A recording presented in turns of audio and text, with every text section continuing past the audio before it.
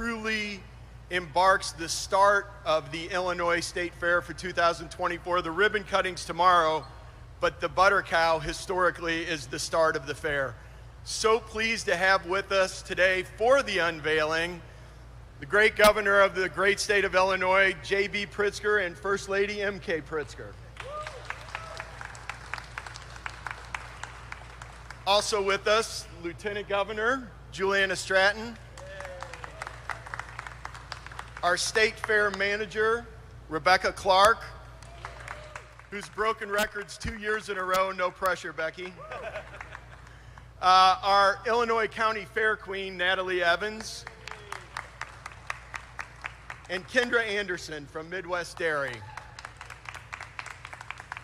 So as we all know, the butter cow is absolutely iconic in the state of Illinois.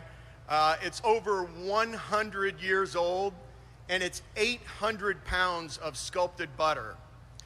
Also, speaking of that sculpted butter, a huge thank you to one person and one group, Sarah Pratt, who's the sculptor of this butter cow. Year after year, she leads us through an experience. It's a different theme every year. She does an incredible job. Secondly, our Illinois dairy industry. A huge thank you to the Illinois dairy industry. They are the ones who sponsor the butter cow. And now it's my pleasure to bring to the microphone our 2024 Illinois County Fair Queen, Natalie Evans. Good afternoon, everyone, and thank you, Director Costello. I'm so incredibly excited to be here. Like he said, the butter cow is something that is iconic and something that I look forward to seeing every year. So I'm so excited to be able to take on this new role and see it this year. I'm looking forward to seeing everything that I've never seen before at the State Fair. I've been coming here for several years now with my family, and I show my Red Angus cattle, but this year I'm definitely the most excited to see all the ins and outs of the State Fair and everything. And thank you to everyone who makes it happen. I want to thank you to the dairy who sponsored the butter cow, and also Sarah Pratt, who sculpted it. It's showtime, and thank you everyone for coming, and I look forward to seeing everyone throughout the next 10 days. Thank you. Natalie, thank you. You're an example of our great youth in agriculture. Really appreciate you. And speaking of appreciating someone, Kendra Anderson from Midwest Dairy. She's incredible, and I want to tell you, if you look around this building, she's in charge of everything that is in this building and has happened in the dairy building. A big round of applause for Kendra. She's a huge advocate for dairy in the state of Illinois. Kendra Anderson, Midwest Dairy. Thank you. Hello, my name is Kendra Anderson, as he said, and I'm the manager of farmer relations at Midwest Dairy. And on behalf of the Illinois dairy farmers, I invite you to come to the Illinois State Fair and enjoy all things dairy in the dairy building. Midwest Dairy has been a proud sponsor of the Illinois State Fair for many years. We invite visitors to come to the dairy building to check out the variety of ways to celebrate the Illinois dairy industry and support our Illinois dairy farmers. This year we are excited to introduce the Cozy Cow Lounge, so get ready to kick back and relax while you chill like a cow in our comfortable cabana and dive into a world of cow comfort. Our interactive exhibit and friendly experts are here to answer all your questions and share the secrets behind top-notch cow care. And while you're in the dairy building, you can't forget to purchase a yummy treat such as our cream puffs, milkshakes, soft serve ice cream, and ice cold milk with a new lactose-free option this year. Illinois dairy farmers are thrilled to announce this year's flavor of the fair, Raspberry Crunch, a refreshing burst of ripe raspberries swirled into delicious ice cream with a delightful crunchy granola that adds a perfect touch of texture. We look forward to welcoming everyone to the 2024 Illinois State Fair, and we have samples for everybody of the flavor of the fair after the unveiling. Great job. Thank you very much, Kendra. And now it's my pleasure to bring to the microphone the chairwoman of the Governor's Rural Affairs Council, one of the biggest ambassadors for agriculture in the state of Illinois that we have. Her motto is Ag Connects Us All, Lieutenant Governor Juliana Stratton. Well, thank you so much. Hello, everyone. I am Lieutenant Governor Juliana Stratton, and if you know me, you know I am thrilled to be here with Governor Pritzker, First Lady M.K. Pritzker, and everyone here today for the unveiling of the 2024 Butter Cow. Let me just say, I want to thank a few people. First of all, to Director Jerry Costello and the entire team at the Illinois Department of Agriculture. Thanks for all of your incredible work. Certainly to State Fair Manager. I love to see a strong woman in this position. To Becky Clark for her leadership, record-breaking leadership. I want to acknowledge Tim Blackerby, who has done a great job with managing the buildings and the grounds, and we'll see all of that over the next 10 days. Of course, the 2024 Illinois County Fair Queen, Natalie Evans, thank you so much for representing us so well. And again, Kendra Anderson of Midwest Dairy. We know how important our dairy industry is to the state of Illinois' economy, and we're grateful for the work that you do, and certainly here in this dairy building. And then finally, I want to say again to Governor J.B. Pritzker, who has been such an incredible advocate for making sure that we implement policies that uplift and strengthen our agriculture industry and create a strong pipeline for more young people to enter the industry. So I'll just be very quick because I know we want to get to the unveiling of this butter cow, but everything that I love is right in this building. The butter cow and ice cream. And I am so excited that we are on the verge of kicking off the 2024 State Fair. Director Costello is right. I always say it, ag connects us all. Look at how the State Fair brings us together, gives us an opportunity to share an ice cream cone, to create memories with our children and our families, and that's what we're doing over the next 10 days, all while uplifting our state's largest industry. So thank you for being here, and now it's my honor to bring up our great governor, Governor J.B. Pritzker. Well, thank you very much to Lieutenant Governor Stratton. I want to especially thank her for the work that she does all year long on the Rural Affairs Council and also for our agriculture community across the state of Illinois. She really is a great leader. I also want to thank, of course, our great director of the Department of Ag, Jerry Costello, who from the moment that he took office has, embraced the entire job and especially, very importantly, this state fair. And it's a result of his work and Becky Clark's work that we have broken records for the last several years, and really every year since I became governor, we have done an amazing job, the Department of Ag has, to make sure that we are breaking records in one fashion or another, and so I'm just really pleased with the work that gets done by all of them. And of course our Illinois County Fair Queen, who is the first county fair queen from Morgan County. Natalie, thank you for your leadership and representing all of our young people. Finally, I don't want to forget to recognize my wife because I'd like to go home happy today. But no, importantly, I want to say about her that the First Lady really has brought her farm background from Nebraska, from South Dakota, to Illinois. She is beloved in areas of this state that a suburban kid like me has trouble breaking through, but she's taught me an awful lot about the importance of agriculture, and it's one of the reasons why we've invested so heavily in our agriculture growth in the state of Illinois. So thank you to the First Lady. This year marks the 171st anniversary of the Illinois State Fair. The original fair organizers in 1853 would honestly be blown away if they could see all the rides and the shows and the culinary delights today. But what they would see that hasn't changed, of course, is our focus on the state's all-important agriculture community. It's a legacy that we're proud to celebrate every year, every summer as we gather here in Springfield for the State Fair. This year's fair theme, It's Showtime, honors the State Fair as a place for Illinoisans to come together and see the best that our state has to offer, entertainment and so much more. Now, this is our state's 103rd butter cow. 103 butter cows. That's an awful lot of work. But it is this year's, of course, Sarah Pratt has come back and sculpted her 8th consecutive butter cow with the help of her husband and her twin daughters, making this a family tradition, family affair. And she has done just an outstanding job. This year's butter cow honors the theme, It's Showtime, with the cow's companion, a young magician, you'll see, pulling a 7-scoop ice cream cone from a hat. Now, it's appropriate because when you come see the butter cow, you'll also find the best soft serve in the entire nation on the other side of this dairy barn that you'll experience. A little magic when you get there. It's fantastic.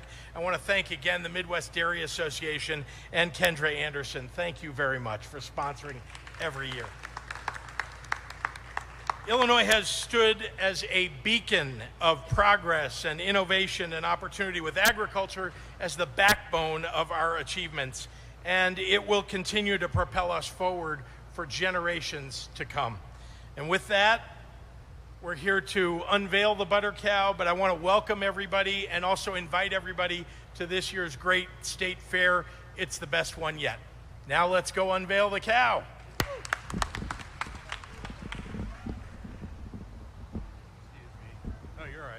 Right there.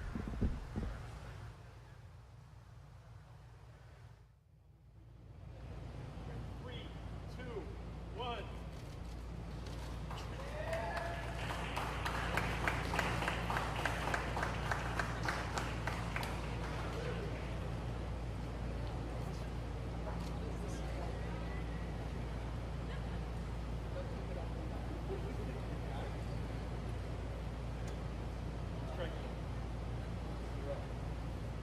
Happy to take any questions from members of the media. Don't forget, we have another one of these tomorrow morning at 10 a.m.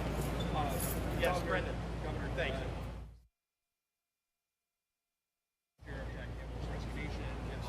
He responded basically saying that Just reached out to the Massey family. he reached out to the Massey family that basically they use a process that is consistent with state standards. And that basically just political maneuvering was involved in this resignation. First, your response to Sheriff Campbell, and second, what changes, if any, will you advocate for at the state level to prevent this from happening again? It's been a month. It's been a month. We should have seen already a meeting with the Massey family. If he's reached out, he hasn't done a very good job because the Massey family hasn't had the meeting that they've asked for. Second, as you know, the deputy sheriff resigned from every position, held positions for less than a year, sometimes for just a few months, 6 times resigned. And I ask the question simply, and I think people have for a month now, what did the sheriff know about his background? Why didn't he do more work on his background before hiring him? And a month has gone by. Again, a lot could have been said about that over the course of this month. And the final thing is, this isn't about politics. It's about bringing people together in Sangamon County and making people feel safe. And the sheriff, it's the sheriff's job to make people feel safe. And he's done the opposite of that by not answering questions, by going to a church and beginning his remarks by saying, "I'm not resigning," like as if that's the first thing people want to hear. And then there are signs that have been put up about saving him, not doing something about the murder of Sonia Massey, but about saving his political career. So I think he's the one that's played politics. It's time for him to go. Governor, Yeah. you and the Lieutenant Governor did meet with members of the Massey family. We did. Can you, in short, characterize what that was about, how you felt about that meeting? Well, let me begin by saying that what happened is there almost aren't words to describe the feeling that any of us should have about calling the police, calling the sheriff because you're feeling unsafe, and then having the deputy sheriff kill you point blank. Think about the implication of that for people who live in Sangamon County, for people who live all over the state and the nation, honestly. And we've had too many of these types of murders. Now, I said earlier today at a press conference, and I'll just remind you that, yeah, progress has been made, progress in the sense that the state police investigated this in 10 days, brought it to the state's attorney, and there almost immediately were charges brought, murder charges, totally appropriately, as if you saw the video. So that's progress. But the lack of progress is, how did this happen in the first place? How does this deputy sheriff get into the position that he was in? And I think we can all see that it was inappropriate. Now, to the question of, you know, what can the state do, we're all looking into that. But at this point, the record for the deputy sheriff that has been delivered to the state is simply one that says he resigned. That's not something you can take action about. He resigned, he resigned, he resigned. That's something. Now, we can collect other information if they give us that information. But they have, those departments did not. And all we got at the state level was a series of resignations. The sheriff, who is the hiring leader, could have made calls to those departments and talked to the chiefs of those departments to get insight into the person that he was hiring. He could have taken more action as the person who was responsible for hiring, and I don't know what he did because he won't tell anybody. The Massey family has said, I think publicly, that they've asked for a meeting with the sheriff, and he has not been forthcoming with a meeting. Now, he says that he's offered multiple times to meet, but the Massey family will tell you they have not been offered the opportunity to meet with him. Yeah. I'm sorry.